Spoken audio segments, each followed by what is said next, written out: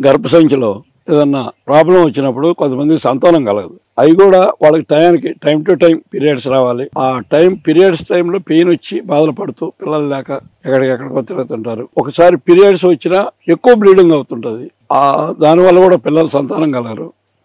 వీటన్నిటికి కూడా మేము చాలా సింపుల్గా వైద్యం చేసి ఆ గర్భసంచిని శుద్ధి చేసి వాళ్ళని మంచి ఆరోగ్యవంతులుగా చేసి పంపించేదానికి మా తరఫున మేము సంసిద్ధంగా ఉన్నాం.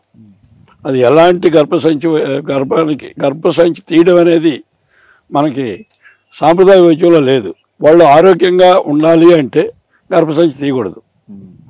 గర్భసంచిలో ఏదో ఒక ప్రాబ్లం, చిన్న ప్రాబ్లాన్ని అడ్డం పెట్టుకొని గర్భసంచి తీసి వాళ్ళకి 30 ఏళ్ళు, 32 ఏళ్ళు, 35 ఏళ్ళ లోపలే గర్భసంచి తీసేసి వాళ్ళ జీవితాలని ఇబ్బంది పెడుతున్నారు. కాబట్టి మేము దానికి సంపూర్ణమైన రెమెడీని ఇస్తామని చెప్పని మేము ఈ వైద్యం ద్వారా మేము దాన్ని పూర్తిగా నివారించగలమని చెప్పి భరోసా ఇస్తూ, ఎంతమంది వచ్చినా నేను దానికి మందును తయారు చేసి ఇవ్వగలనని చెప్పని మీడియా ముఖంగా అందరికీ తెలుపుతున్నాను.